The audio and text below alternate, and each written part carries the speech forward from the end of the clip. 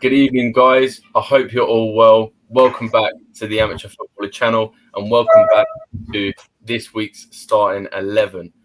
Today we've got some big games coming up to discuss. Firstly, I do want to say that I do want us to try and hit 20 viewers tonight. I want to try and see if we can hit 20 viewers tonight. If you're watching, share it to your friends, family, share it to your neighbours, share it to your pets. Your dogs can watch along as well. I don't care. I want us to try and hit the viewers. It's an inclusive platform. Today, we've got a special guest with us as well. We are blessed with Joe himself. We have got Joe, say hello. Hi, everyone. And Michelle as well, say hello. I think Fabrice is kind of frozen in position. If that's where he's frozen, that's brilliant. He's actually to breathe. Oh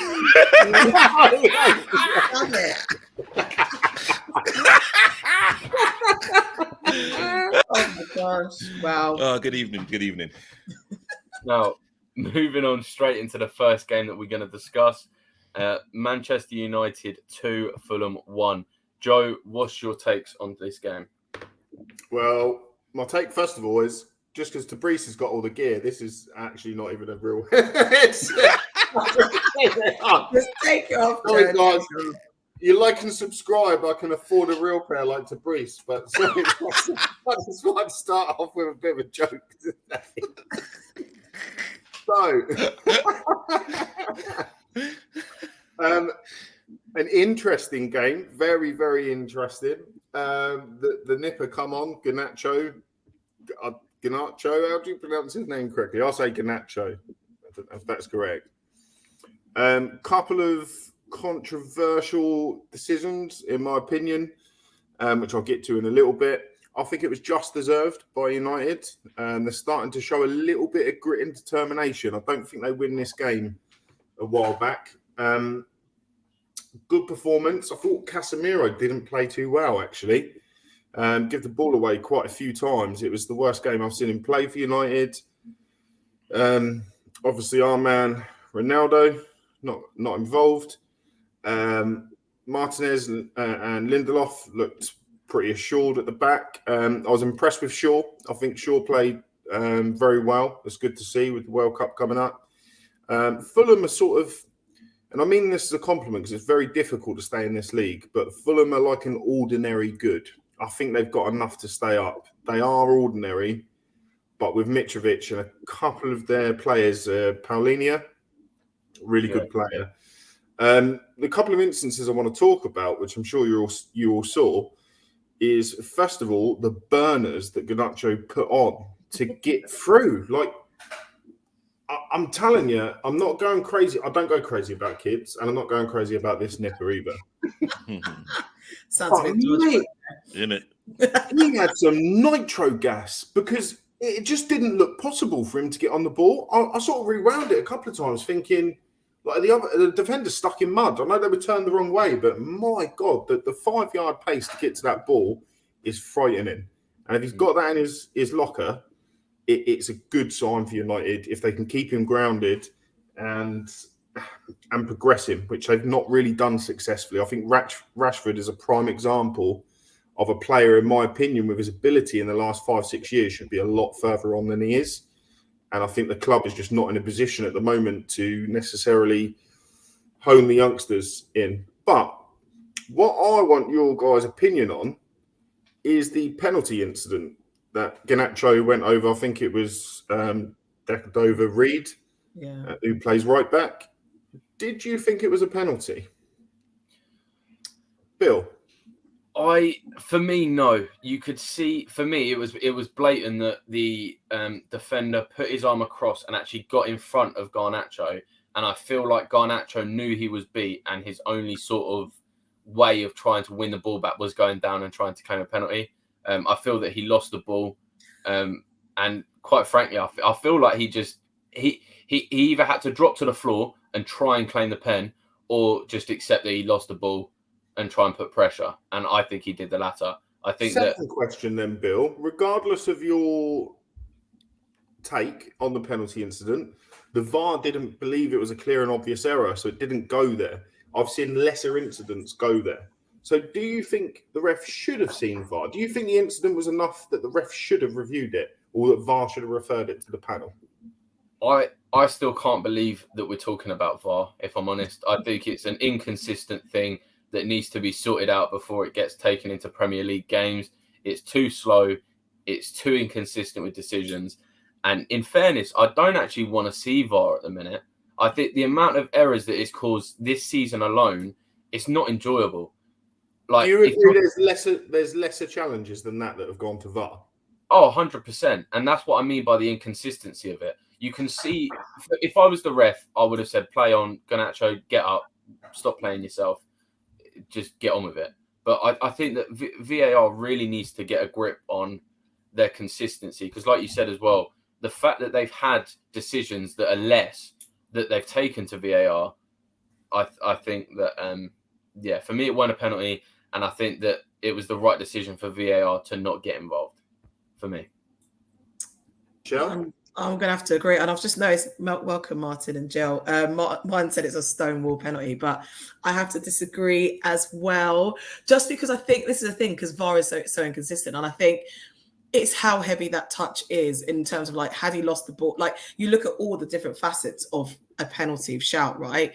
And actually, I think if VAR didn't, with how many people in that room didn't go to review it, it wasn't clear and obvious. And I personally don't think it was clear and obvious as well. So I kind of agree with Billy in that respect. And I do think it's inconsistent because, yes, there's been softer penalties given. And to be fair, at the time of that challenge was 76th minute. So actually that could have massively impacted the game, right? I mean, luckily, I hate Man United, but they came back and scored, won the game, which is great for them. But like, if you look back, that's quite an important moment that VAR could have influenced, but they didn't. And I personally think it was the right decision. I think just play the game, innit? Play to the whistle. Do you think if it went to VAR, the ref would have given it? Probably. It's just because it's always that element of doubt, isn't it? I think, like, if someone tells you should take a look at it, to be fair, the last couple of games that's gone to VAR, I think the referees have stuck with their decision. I mean, for me, I think they need to get rid of the doubt, but it's very difficult to do, isn't it? Yeah, exactly. I don't know how it works. I think as soon as you say to someone, go and look at this, you'll naturally think, oh, I've done something wrong. I need to change the decision. There needs to be another way where they go, actually, they probably think the referee goes, oh, actually, I wasn't sure. They need to be more honest with themselves going, did I see that very clearly? Did I get a viewpoint? Then they go to the VAR guys and go, actually, maybe I should review it. I think they should always be, they're on the field. They should be taking the lead.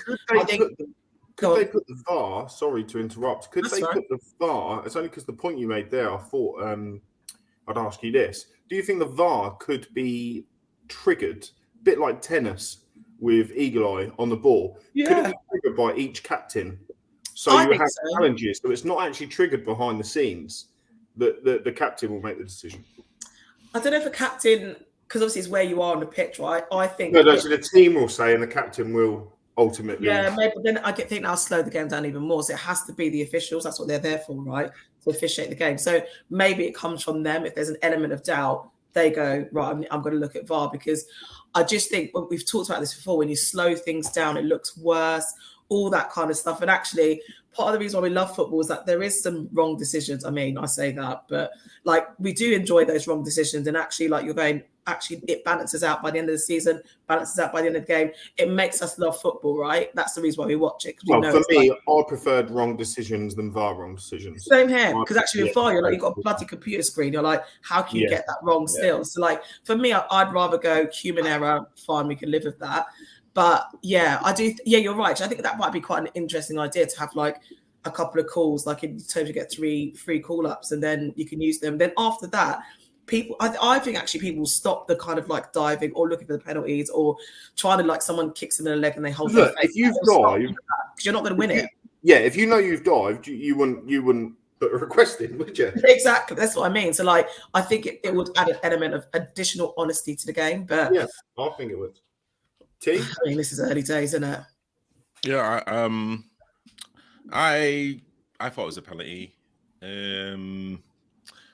But for whatever reason, they didn't want to go to the screen. And I think what everyone said about VAR and like how it's just a nuisance and whatnot, And I think Joe said you like when it's human error, and then Michelle said it's worse when the officials with the computers get it wrong, because it just makes them so. It's a worse human error. Yeah, just I mean, like, but again, that's literally what we love about football. It's, I think if like everything was perfect, then we wouldn't have pundits on Match of the Day or on Sky talking about certain decisions. And sometimes when like VAR gets it absolutely wrong, it's actually more entertaining, because you think, wow, like even like when you had the opportunity to actually slow it down and actually look at it at different angles, you still think it's either a penalty or not. But no, I thought it was a penalty, and United are looking decent with that. Steady on. Decent's a bit extreme. Yeah, well, I mean, who's the guy? Is it Gachos? Okay, Yeah, he's kind of looking decent, but again, I don't like to hype up a player after a couple of games. Yeah, I've learned it, especially the last few years. It's not the best club to increase, but my opinion was Stonewall. I'm with Martin on this. I thought it was an absolute Stonewall penalty. Billy talked about the top half contact. For me, I agree with Billy in terms of the top half contact. I don't think it was a penalty, but when you look at the leg contact, he does take him.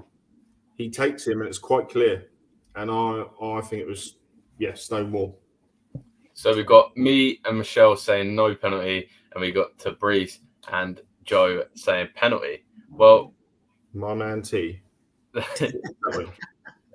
Well, here we go. The freeze frame again. You know what? One day he's actually going to freeze, and we'll be all like, "Come on, T." It'll be like an hour and a half. Come on, T. We know you're good at this game. Moving on to the next game now. Tottenham 4, Leeds 3.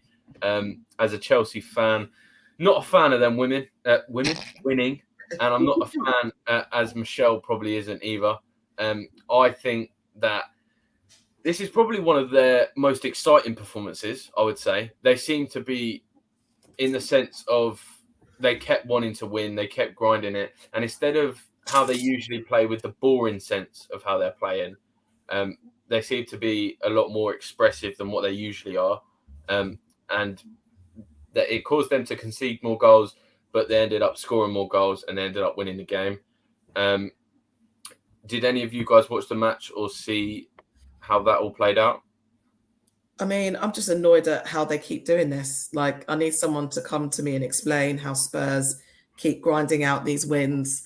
But like you said, they've got the determination, right? And actually, to be fair, this is no surprise in terms of Leeds, is it? In terms of like conceding 4 goals and then scoring 3, which is mental. Because I think like Jesse March has done a brilliant job, but I think we saw this in the Marcelo Basile era. Like we saw that during then, and I'm just like, Leeds are like, Somerville looks great for Leeds, but I think it's that next phase in terms of like they keep having these games where they kind of lose composure, lose these leads, or they score quite a lot, but they just can't seem to win. But great for Tottenham, I suppose. I think like you can't ignore that they probably will. They're looking likely to end up in the top 4, I reckon. It's just annoying as an Arsenal fan that they just keep grinding these wins out when you think they're going to lose, and then all of a sudden someone comes and someone random. Who scored the last 2 goals? It was someone. Benson Cool.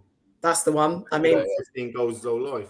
Yeah, this is what I mean. Like, who is he? No, I'm joking. But like, he just came up last minute, and I'm just like, but where have you come from? But do you know what? Fair play to Conte, because he's got them into that place where they actually are grinding up those results, and that nickname of second half Spurs is really sticking. So fair play. So, Breeze, what was your take on the Tottenham game?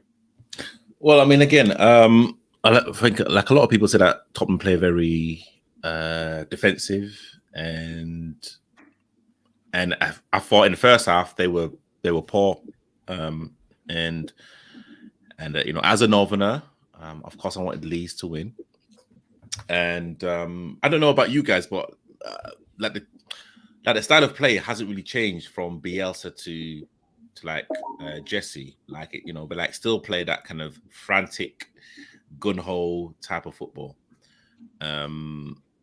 Rodrigo has kind of come up from nowhere, exactly what Michelle was saying.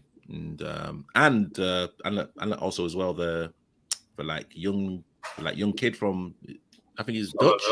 Yes, Somerville, yeah, he's Dutch, and no, they can kind of definitely hurt like a lot of teams, but we've seen defensively recently, they've lost a lot of games from winning positions, and is it, I don't know, is it quality, is it experience? You are looking at the senior players to actually guide them through, but again, fair play to Spurs. Harry Kane, who's the, sorry, I don't know the Spurs. Yes, quality player, absolutely quality. And Ben Kerr that got a brace, I believe. Again, they know how to grind out results, and again, this whole I don't know, this kind of media journey about Conte, and is it Conte in or Conte out? They've now finished the year, in the kind of top four, and also progress in the Champions League. I think they're doing pretty well. I think Leeds need to kind of definitely tighten up, probably a few more additions defensively. But again, I think they'll be absolutely fine. Joe, just before we move on to your comments of the game, Martin's come out, no chance Spurs for top four, and he's made a pretty bold claim here as well. Kane will be out for a couple months after the World Cup, and they'll collapse from there. I like him. I don't mind the comments, Martin, but we need him. Hopefully he doesn't get injured during the World Cup. Come on, Martin. He said after the World Cup. He said a couple months after the World Cup. Yeah, okay. As long as he means that, there's no chance. My quick review of this game is that Conte is very defensive. Some people will like that, some people won't. I personally would want better for my team if I was a Spurs fan. And the reason Tottenham looked exciting in the second half is because Leeds are a sporadic team and woke them up. The fact that Tottenham can score for and play with that attacking intent, but only when they're a couple of goals down. For me, they're not going to keep getting out of this hole. And I think it's very, very negative. I think it was more to do with how sporadic Leeds are, because they haven't got the personnel to control a game. Leeds know that, so they're very attacking. It's not really changed, like you said, under Bielsa. And I think that just helped bring Tottenham's attacking play out. I think, yes, he's grinding results out, and it's a good habit to get into, but I would want more if I was a Spurs fan. You say Conte's defensive, but they have been scoring and grinding out those wins. So is he still playing it, or is it just basically his defense is shocking compared to the teams that he's managed before? I think it's his shape. They're quite often a flat back five. They're quite slow to build up. You've got Davies and Perisic. But Perisic has played several different positions, actually. He's played other people in right back. And I think the problem is they're so slow to progress. When they go a goal down, them two wingers bomb on, and it's almost like a 3-5, 3-5-2 or 3-4-3. So you see sort of a different style from Tottenham when they're chasing a game. I just think that Tottenham can't control a game at the moment. So, yes, they might be able to grind up enough to win results, but I think you have to see and feel, is there a style that could be successful? And I don't think so. So I just don't see a successful plan. Joe, just quickly here, Martin's come out with another bold statement. Conte won't last out the season. Wow. No chance, he says. Conte will not last. To be fair, Joe's the oracle of all managers in the Premier League. So Conte Joe says will last the test. He will. Definitely. It's not just that. He can play negative football. He could finish 5th and 6th playing rubbish all year because of the way he sets his teams up. And I think the difficulty with Tottenham and Conte at the moment, Conte strikes me as someone who doesn't feel like this is a good job for him.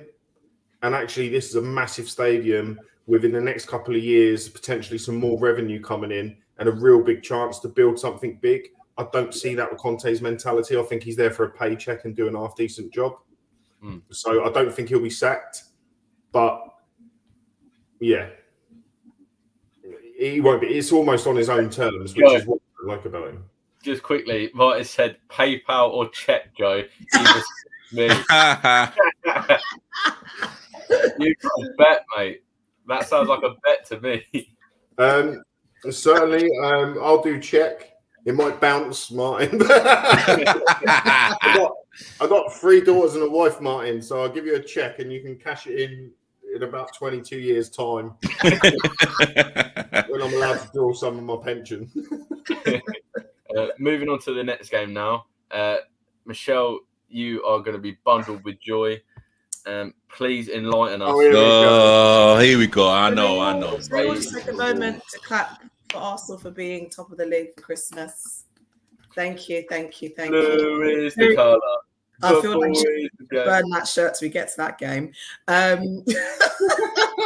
Arsenal. I mean, do you know what? I'm not going to lie. With Arsenal's previous records in terms of like when we can get to the top of the league or when we can secure any kind of like significant thing in the league, we've dropped off every time.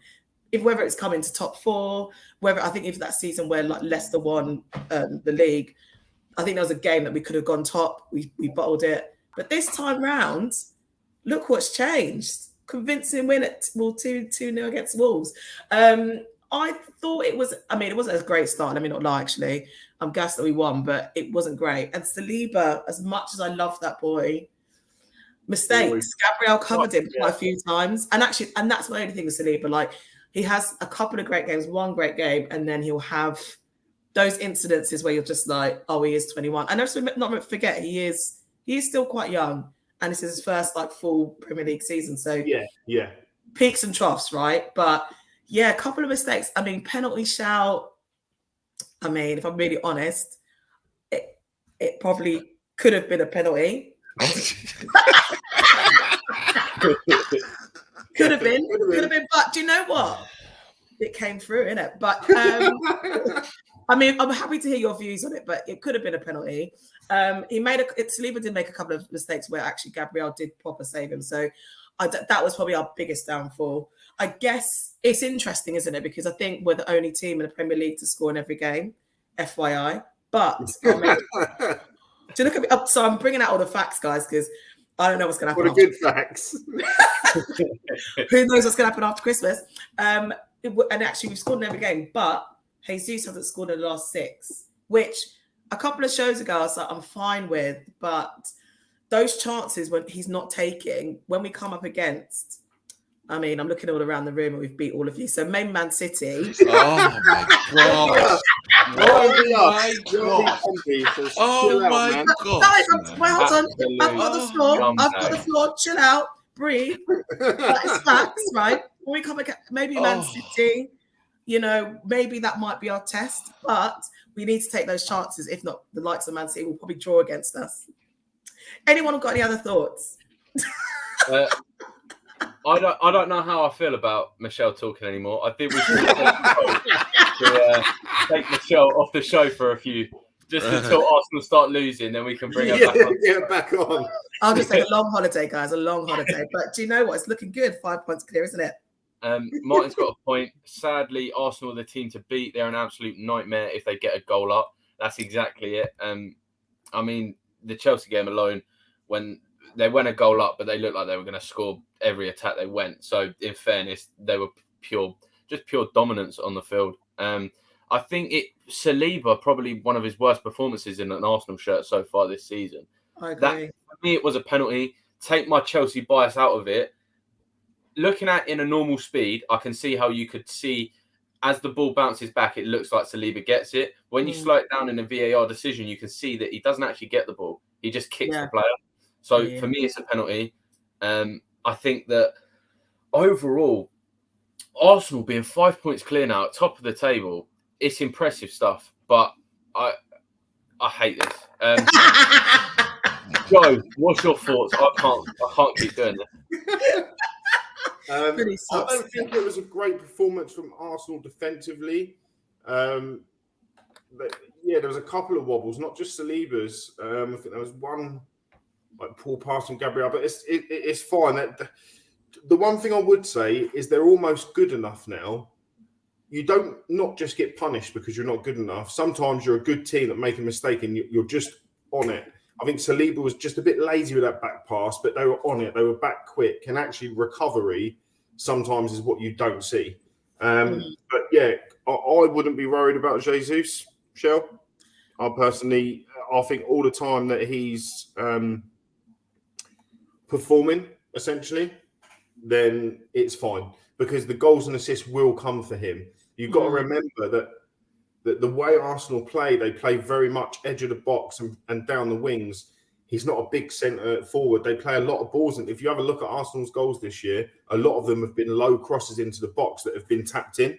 Now, that very much favours the players that run onto the balls rather than that top person. I think he knits the team. And do you know what? Sometimes stats for me go out the window. I wouldn't be too concerned that the goals will come for him. He won't be prolific, but all the time he's linking the play. Big up Jesus. And I think actually with him getting selected for the World Cup and going to the World Cup, I think because I'm actually worried, because a lot of people are worried about, the mental will stop because obviously the World Cup's coming in the middle while we're actually doing really well. But I think for the likes of Jesus, it's quite good that he's got selected and he's going. He probably won't play a huge amount depending on what happens, but I think confidence-wise, that will keep his confidence up. And I think with Arsenal at the moment, it's like a real team camaraderie at the moment, which is so nice to see, considering there's times I've been at the Emirates where the venom towards, Arsene Wenger at one point, which I was disgusted at, but it happens. But the camaraderie of and even actually Arteta at the post-match interview was thanking us as fans, for, getting the team through and supporting them. And I was just like, that's so nice. And it's kind of what Arteta wanted to do. He wanted to bring the fans closer to the players. And actually that's part of the success as well, as much as I like to say it, but it's true. Away fans singing their heart out. The Emirates has never been as loud. I'll give you that, Billy. The Emirates have never been as loud as it is now, but yeah, it's just a nice vibe. And who thought 5 points clear? Sing when you're winning. Sing when you're winning. To Brees, just before we get on to your thoughts, Martin's come out with another comment. Martinez, best centre back in the Prem this year. Thoughts on this? I think, to be fair, Martinez, as much as Saliba's been phenomenal the way he's come in, a lot of people really hated Martinez, especially for his height, and a lot of people underestimated how good he actually is. He steps into the Man United shirt complete. I mean, it's not hard taking over Maguire's. No, we could have done better. But I think it's not a bad shout, to be honest. I'm thinking best centre backs in the Premier this year. I think Botman. He's been very, very good for Newcastle. How has he not made the Dutch squad, mate? You've got the likes of Thiago Silva. As much as he is 38, I actually think he's been. Brees, you can't comment. Thiago Silva's been clear of Van Dijk this season. Van Dijk's overrated. Botman should be in the Dutch team over Van Dijk. Let's get that clear.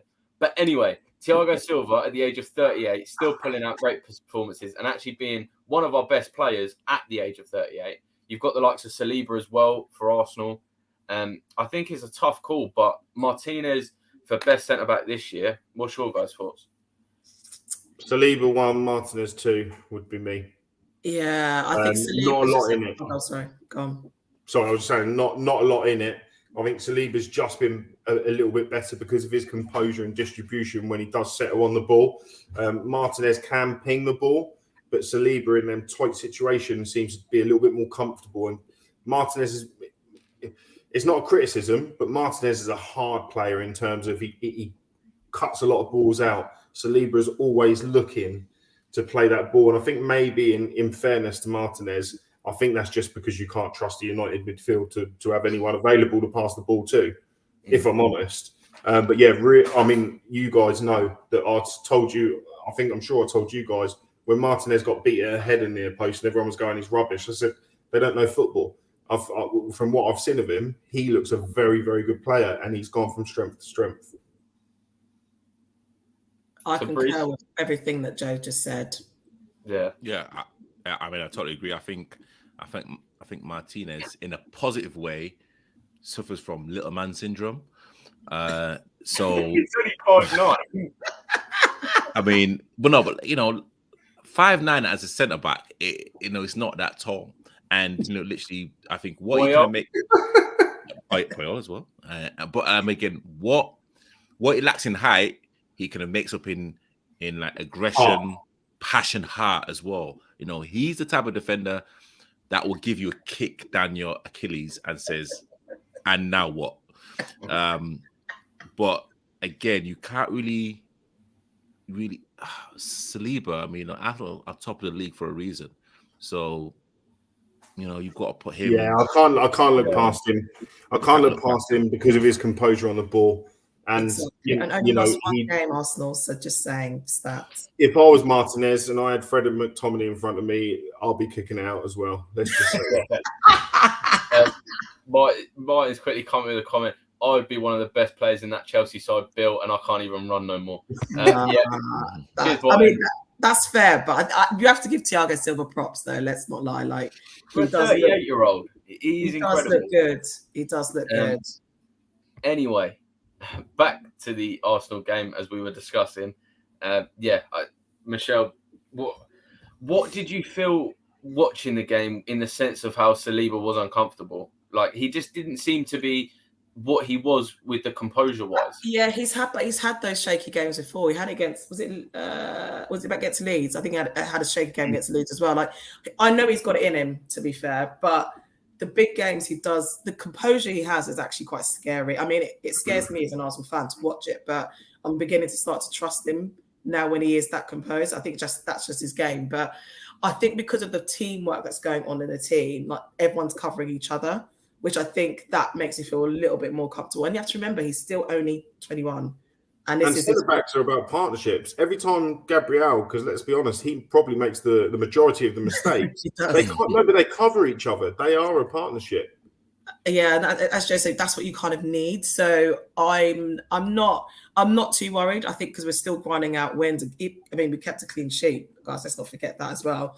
So I'm not worried too much. I worry about that tenacity comes in against the likes of City. What happens then? Because that could easily be 10-man Arsenal 4-0. So, like, do you know what I mean? So I think and this is why I went back to Jesus about scoring, because I think we have those mistakes in us.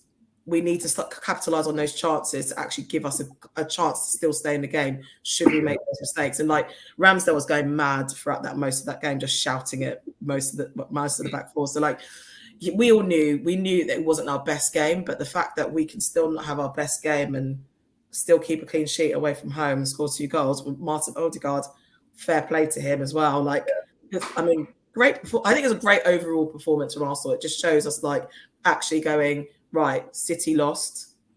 We can, if we win, we go 5 points clear, which is, I mean, we've not had that for like, I don't know, I want to say like 8-9 years. I mean, it's probably longer, let me not lie, but we haven't been in this position for so long. So like, actually, the fact that we've actually taken it upon ourselves, not lost mental, like, capacity with this kind of being on our shoulders, because the pressure is on us. Let's not forget, we're the ones to beat.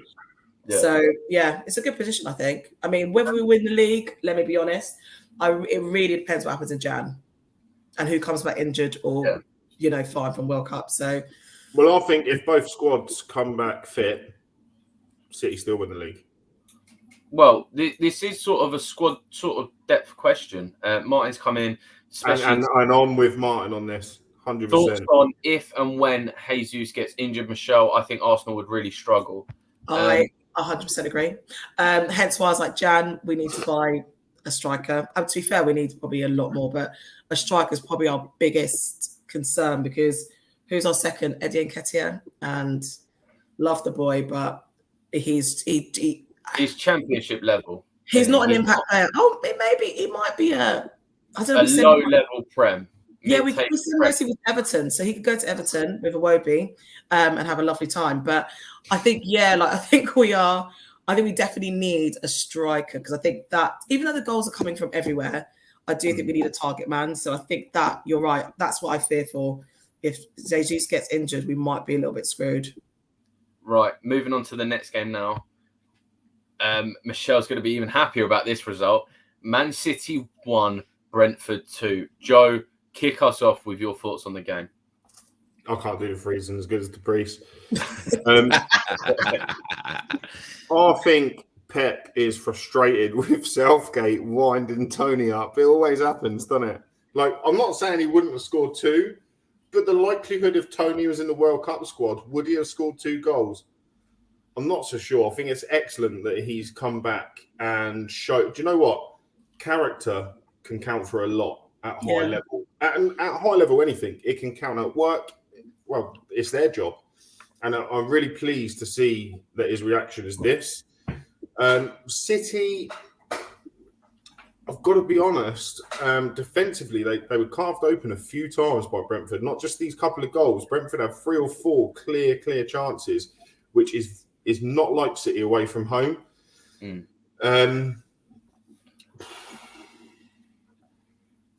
It's strange because I still think they'll win the league because I still think squads will come into play. But my thoughts are this is a one-off game. Brentford played really well and City weren't at it. But, Joe, a quick question about a one-time game. They didn't exactly have a great performance against Villa, wasn't it? They didn't exactly have a great performance against Newcastle. So No. There's been games this year that they're off, and that's what I'm concerned about because I don't want City to win the league. For anyone who's watching, much prefer Arsenal to win the league. I hope I'm wrong. My problem is I don't think Man City have hit their full stride yet, and I think Arsenal are pretty close to their full stride. That will balance up, and when that balances up, City will pick up more points because of their squad. If I'm making any sense. I have a feeling that, and again, I may be wrong. Probably. I think Manchester City remind me of a team that think teams owe them something. You know, they kind of come out with a sense of arrogance, which is fine. You know, I love arrogance. But I think, depending on, of course, the World Cup and the players that kind of come back, I think Arsenal have that kind of estate cage mentality where, yeah, you know what, it's literally just all about the people in the dressing room, and I think with Leicester winning the Premier League a few seasons ago, it just proves that sometimes you can be very lucky and have no injuries, and you can go through a whole season with the same players and play a certain way and win the biggest prize in football. Well, as in English football. So Reece, it sounds like you're a bit upset knowing about injuries. It sounds like your club's going for injuries or something. No, you know, we're not talking about Liverpool right now. No, but you know, I think with this whole thing, with of course Manchester, you know, I think for the neutral, it's great that Man City have lost. For the neutral, because again, it now shows the bottle and the character of Man City after the World Cup. And I think with Arsenal's amazing start to the season, it just resets everyone's feeling about football. If you stick with a manager, if you stick with the players, you know, special things can happen, and that's what we're seeing with Arsenal. But again, you know, Brentford played well. They literally gave City no respect at all. Tony could have got, a hat trick. Yeah, he could have had a hat trick. You know, and so and again, exactly what everyone's said. You know, they were lucky against Newcastle. They were lucky against Fulham. You know, a last minute win. You know, they've been kind of been pretty lucky. And again, I think of course Haaland was the talk of the town, and he's like not scoring the hat tricks that everyone thought he'd be scoring. You know. But he's not going to continue that. He's not going to continue that. Yeah. I mean, I still think he'll end up with 35 goals, 32, 33, 34 goals. But I'm going to touch on something that you said to Brice, because you're not the first person I've heard use this analysis, and I don't agree with it. So you, by the way, what part? What part? No. By the way, I'm not mugging you off, Tabri. So I've heard a lot of people say it. They've likened Arsenal's title challenge to Leicester's. I think it's in no way. I think it's a discredit to Arsenal. Thank you. Because we're saying that Arsenal have popped up from nowhere, from out of my kitchen cupboard, and mounted a charge. Arsenal have had a clear, in-depth plan with youngsters and the personnel they're buying, and I just think, and it's not you, Tabri. I've heard a lot of people liking it. I just don't think it's like it. No, I think where people are coming from, even as an Arsenal fan, I think no one expected this level of success this quickly, considering like what we've had previously. Like it's a project, but even me, I'm a bit like, who would have thought we'll be top of the league, 5 points clear of Man City? Like even when we were winning, we had a good start. Everyone's a bit like Man City. I think every year for the foreseeable future will be like that for anyone else other than Man City. It would have been Man City and Liverpool, but even next year, people now won't expect much from Liverpool. I just think football is very much about the rebuild, what Sir Alex is so good at. And I think Arteta's done almost a more difficult rebuild because he's joined the club and had to internally erupt it. It's addition of adding in European football as well, right? Because I think that was always my concern. When you're trying to rebuild and you're playing a numerous amounts of competitions, like, and you don't have the squad depth, that can hurt you. But I think we've played, Europa League, granted, it's Europa League, and we're still doing quite well in the Premier League. I mean, obviously we're not in the FA Cup, but I say who cares about that? Asked me that last season, I don't really care. Right now, we're concentrating on bigger things, but it's stuff like that actually people were a bit like, oh, actually, I do think we are doing better than we thought we would be at this stage of the rebuild. Yeah, but then there has to be a point where you start doing better, if you get what I'm saying. Yeah, not just not this early on. No, I just didn't think it would be this early on. I don't know, a few years, I think Saliba is the bigger surprise for me. Gabriel was always good. Ramsdale's a bit of a surprise. They've Xhaka. Let's not forget Xhaka. Xhaka's unbelievable. But I've always seen the player in Xhaka. I'm not just saying that, I genuinely have.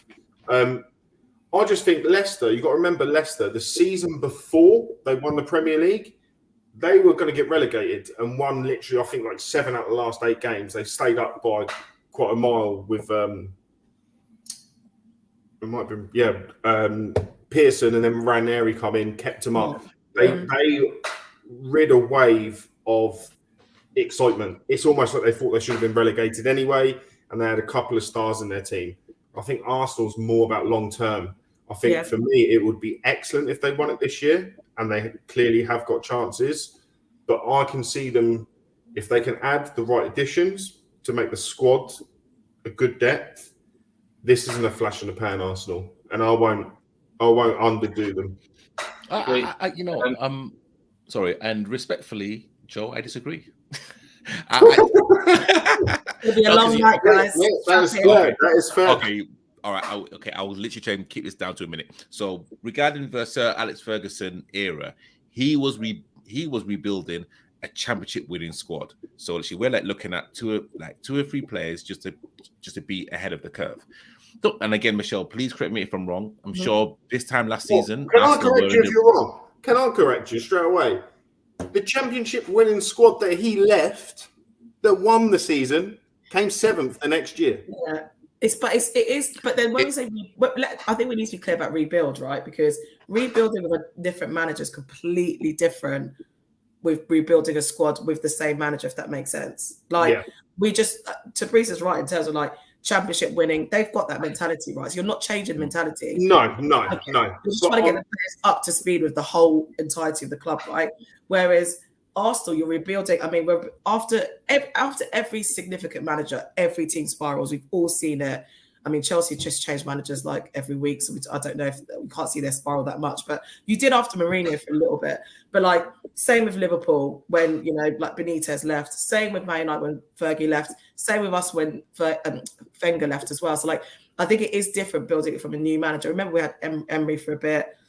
I see even like Lumberg took over for a bit as well. So like we've the rebuild. We obviously lost our captain. Like the rebuild has basically started.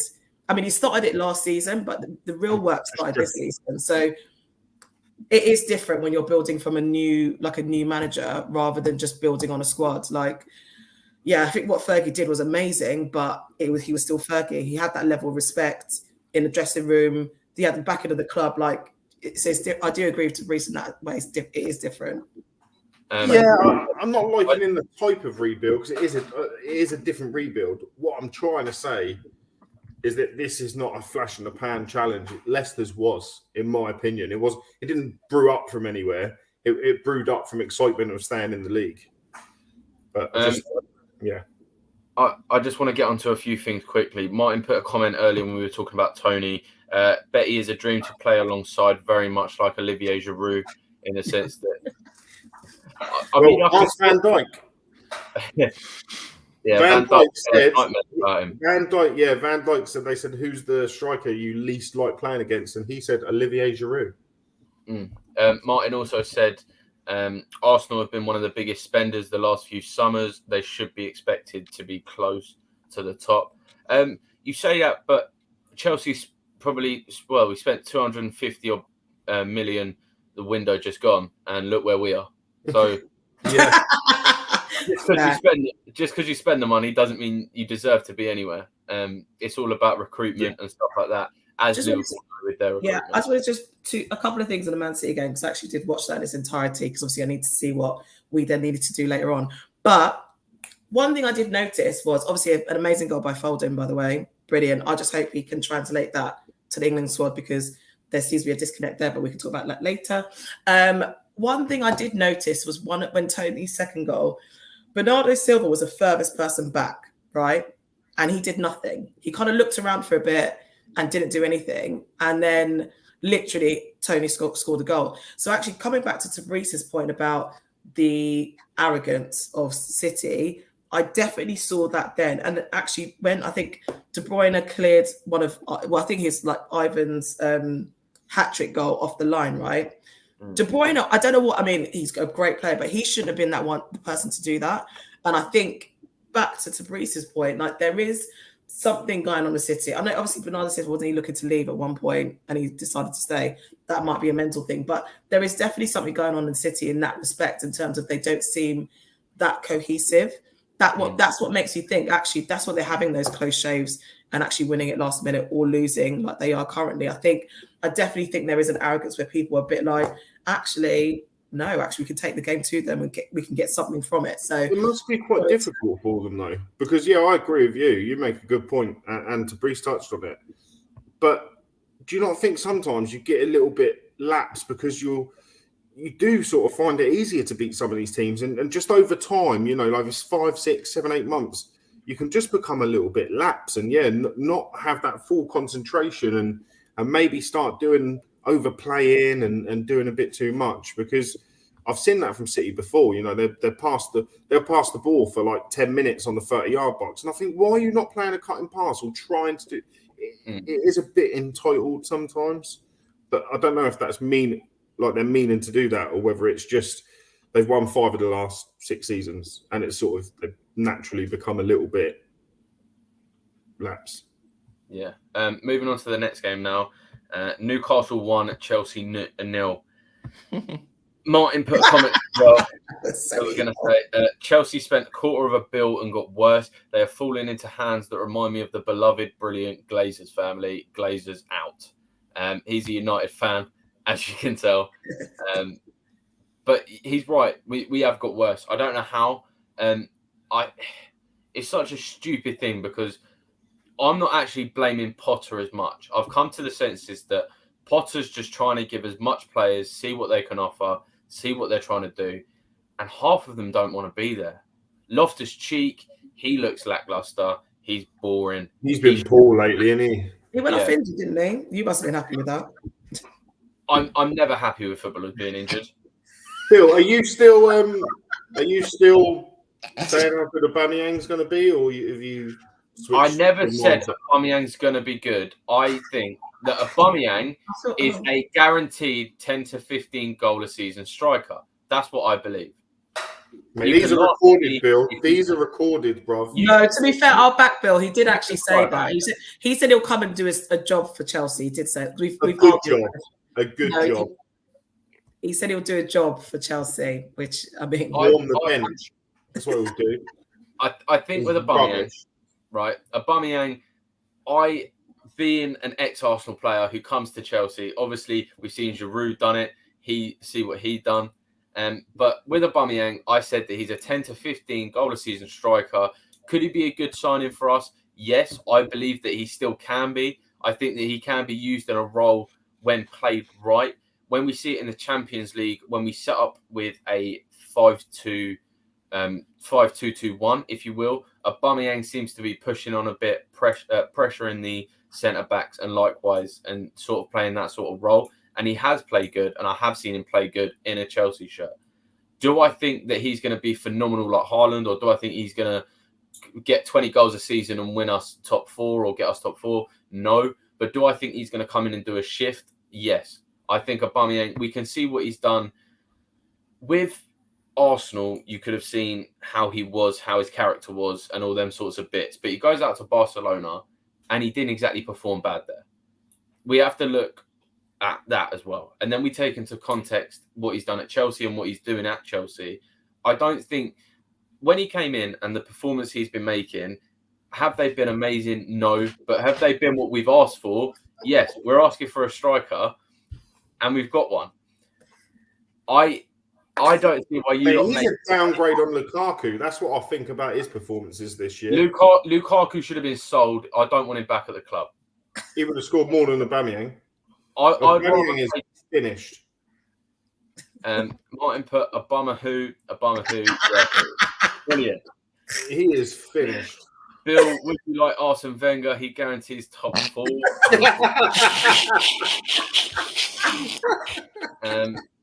Yeah, all get your laughs out now.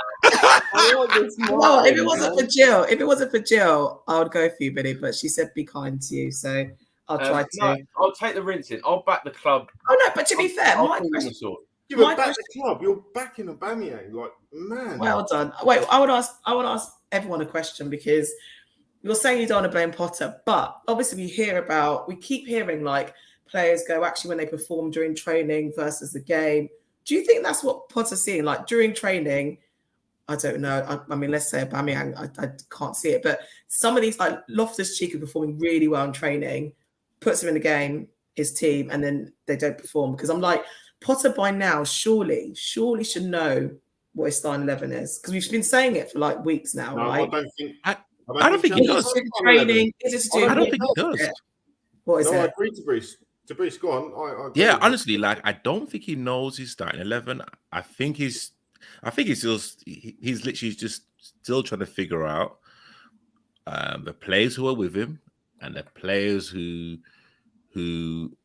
well not are against him, but like players who actually don't want to be there. I honestly I don't think he actually knows, and I really hope Chelsea give Potter enough time, like Arsenal did to Arteta, to actually sort out the mess. It reminds me of what Manchester United were a couple of seasons ago. There seems to be a kind of underbelly of a kind of toxic environment there, and it's not Potter's fault. It's been going on for years, and let's be fair, Newcastle are I'd say a top 5-6 team. There's no shame losing at these Newcastle. guys have only let in 11 goals this year. I'm telling you, crazy. And Joe Willock's goal was amazing. It was amazing. Just quickly, Martin's having too much fun with this. Bill, you have to pick one to save Chelsea from relegation. Who are you getting? Martin, you keep going. You can come back. Wow. Again, you know what? I'll allow Martin. I'll allow him to give me this because there's not a lot I can say. I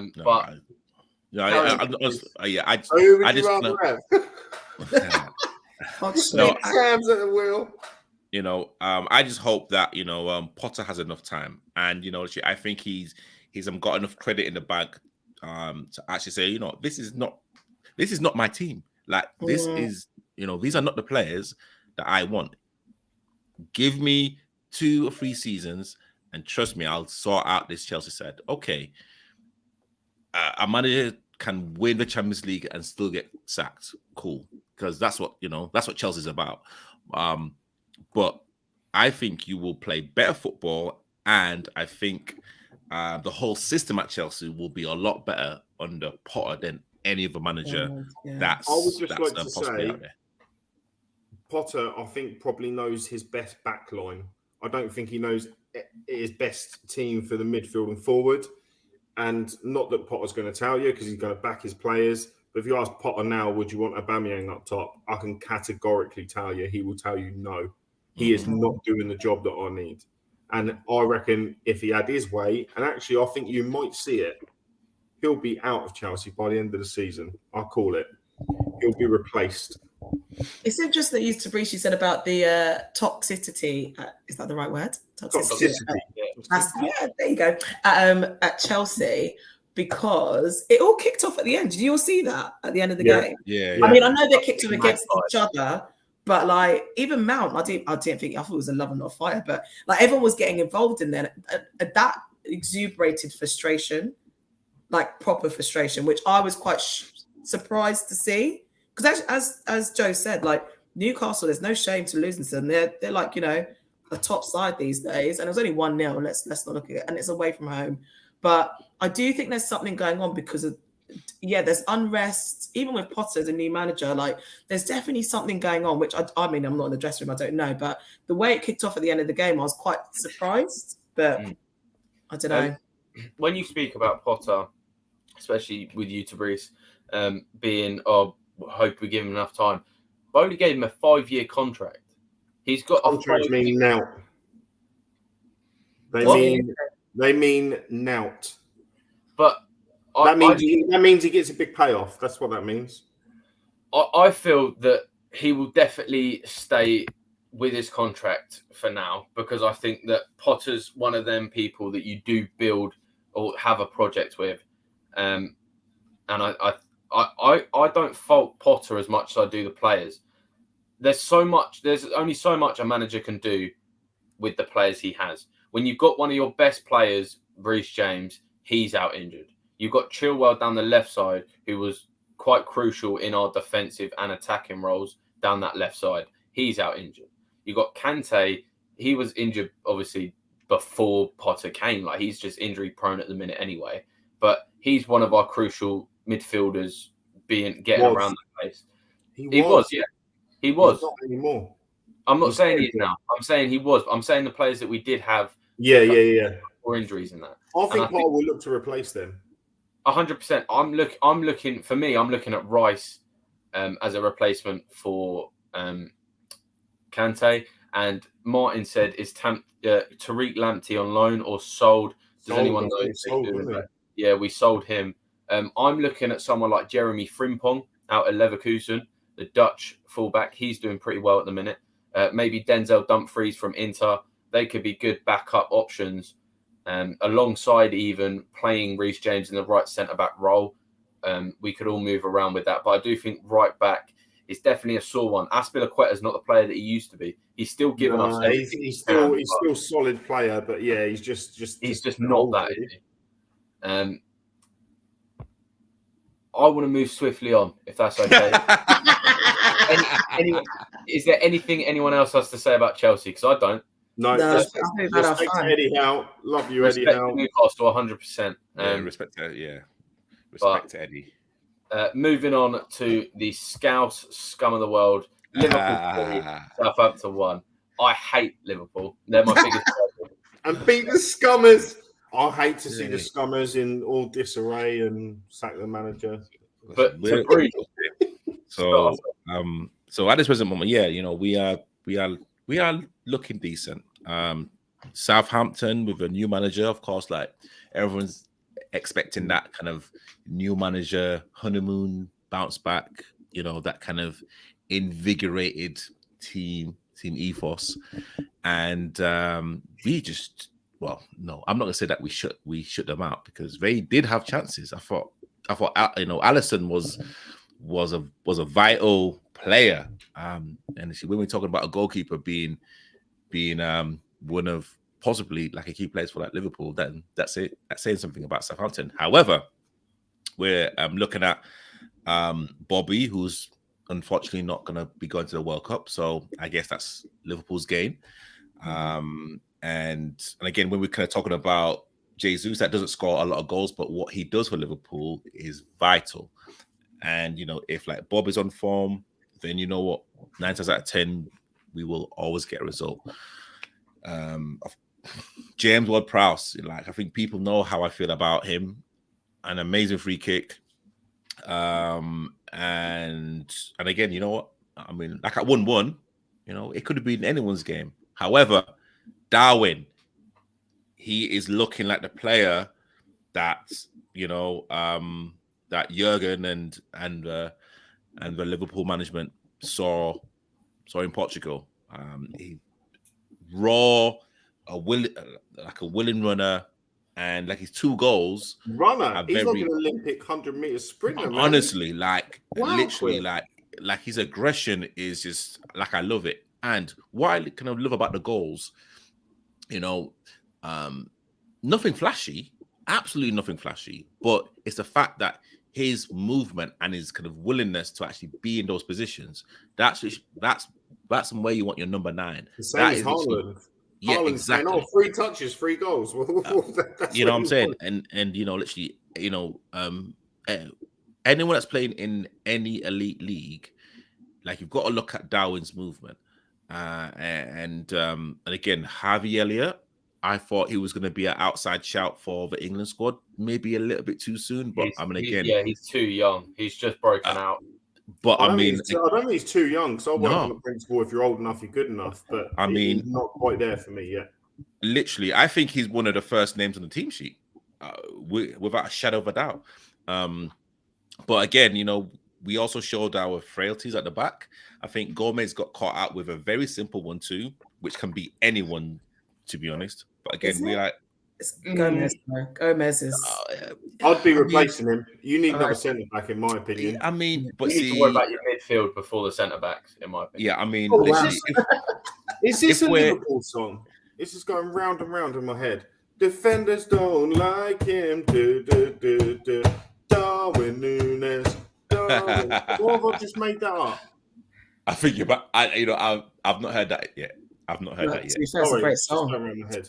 I love it. But I mean, again, yes, like we kind of did show our frailties. Midfield is still a huge worry. Do I think we're gonna get top 4? No. And it's going to be very interesting now in the World Cup now. Like a month and a bit off. Let's see who actually comes back fit, because again, like we're like looking at Trent going. I don't think Trent's really going to play a lot of games, to be fair. But again, he's like looking a lot better. But I think in general, it's going to be a decent month for Liverpool. But again, if you're kind of looking at this season and this season only, there are better teams out there that have a better consistency and better players you can rely on as well. But hey, it's still 3 points. I think Southampton are going to be relegation candidates. But yeah, we actually move on to the next game. Still, as I said, even now you've picked up form. I said it weeks ago when you were 12th or something. I think Liverpool will get the 4th position. To Brees, you've got Martin coming in. What's your thoughts on this Liverpool squad, mate? I would be very worried if I was a fan. Oh yeah, well, definitely. I mean, literally, everyone knows the frailties that we've had in midfield. We have a lone player called Arthur Melo that I have not seen in the Liverpool shirt. And if we're talking about this FSG sale or supported sale, hey, like it's not going to be like Chelsea where like we're looking at a couple of weeks. I think if it is going to happen, we're like looking at a season or two. We are aging, and how Klopp likes to play. You know, you need a very energetic and vibrant midfield, and right now that's not what we have. We are blowing hot, hot and cold. I have no idea how we will perform in the next couple of games. Yes, Salah's kind of gone, come into some sort of form. Defensively, we haven't been the best. But yeah, no, it is a worrying time. When you kind of look at how Arsenal, Man City, even Chelsea, and even United have literally gone through that transfer transition, and Liverpool only really kind of thought about this last season. It is a little bit worrying. And again, I've kind of said it on other shows in terms of this is Klopp's longest tenure, I believe, as a club manager. So he's now also learning things about himself. So yeah, it is a little bit of a worrying time. I don't think we will get the top 4 personally. But again, it's kind of good to have that kind of 1 month break to really, or hopefully for Klopp and his team to actually analyze and really assess exactly what they need in January. T, if you finish 4th, then you owe me a McCrispy in London. Deal. That's my deal. Moving on to the last subject of today is the Ronaldo interview with Piers Morgan. Martin, as a United fan, let us know your thoughts on whether Ronaldo was right or wrong. For me, it's a tricky one, isn't it? Is it tricky? No, it's not tricky. It's not because Lukaku had an interview with the Italian press and everyone berated him. So why is it different for Ronaldo? Because it was in a nice, classy studio with Piers Morgan. No, but exactly.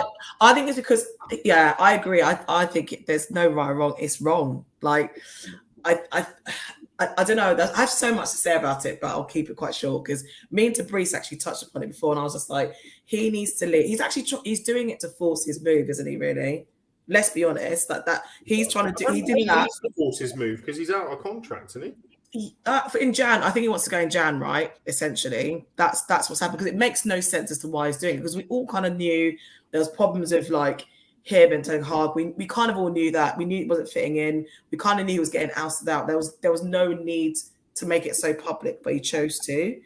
I said it before, he just needs to go to America, end his career there, have a lovely time, sell loads of shirts, go to the Oscars, really enjoy yourself. So I think for him, it's true.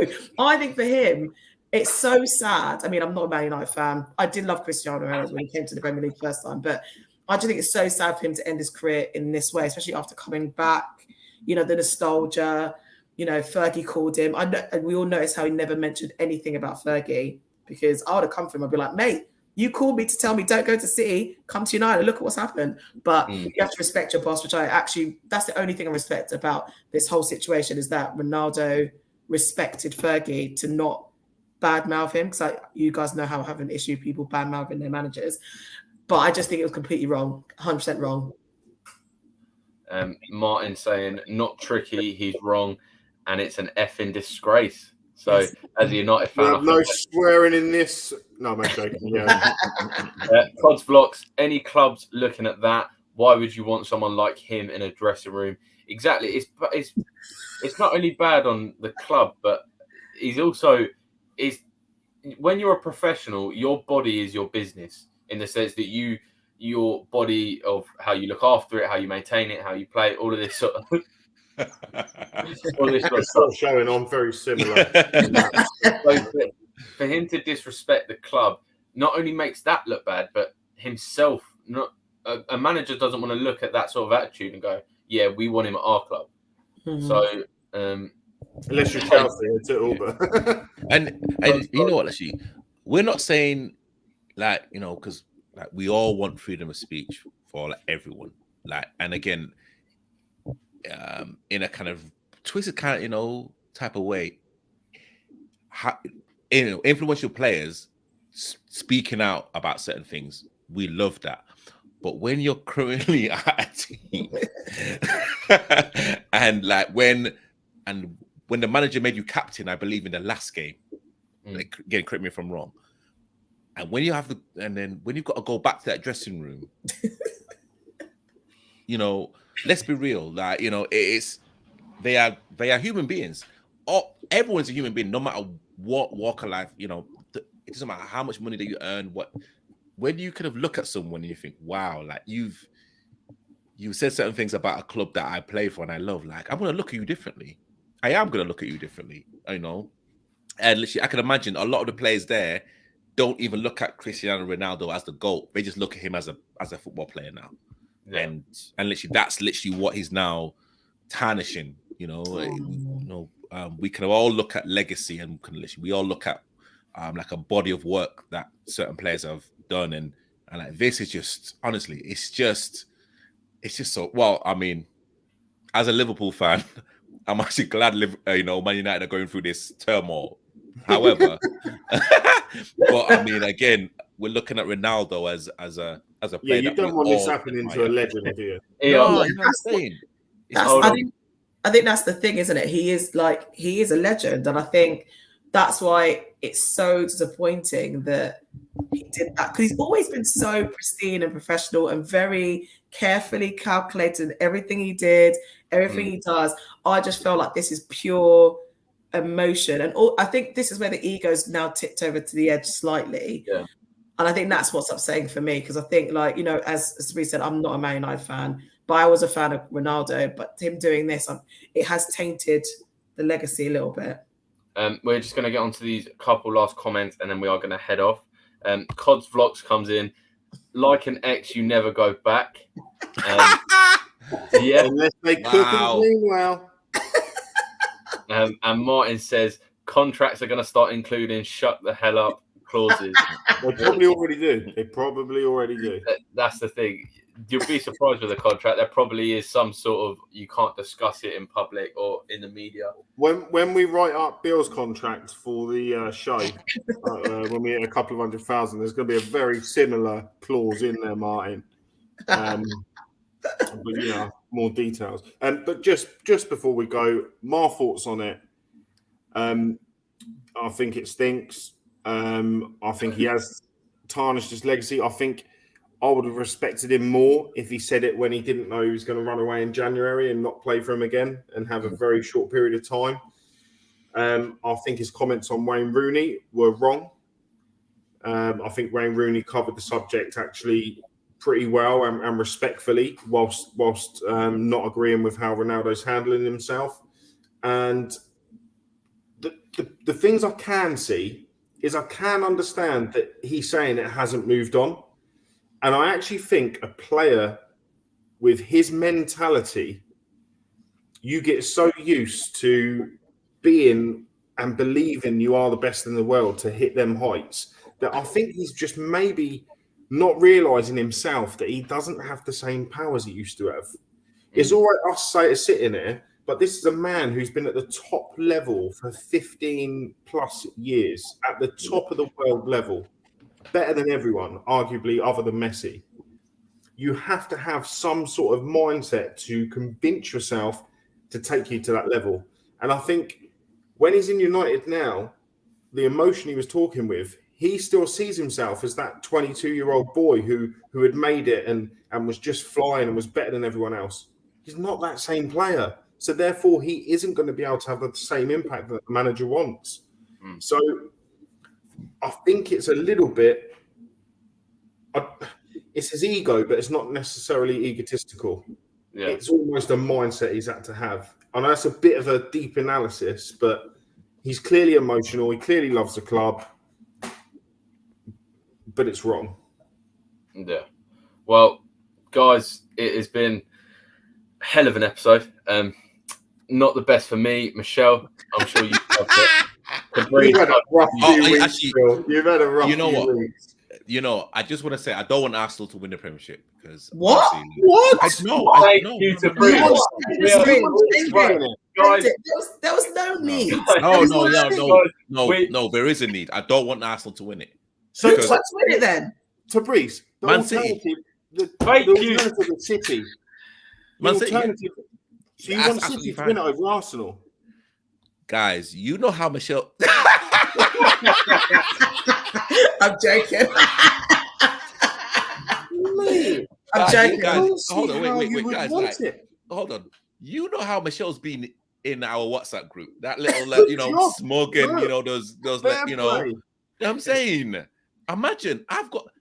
Do you know how many Arsenal friends I've Yeah, I got? suppose it's easier for me being know a what? neutral, isn't it? Yeah. But Lee, do you know what? Look how much turmoil Arsenal have. We were called Banter FC for years. Everyone came for us.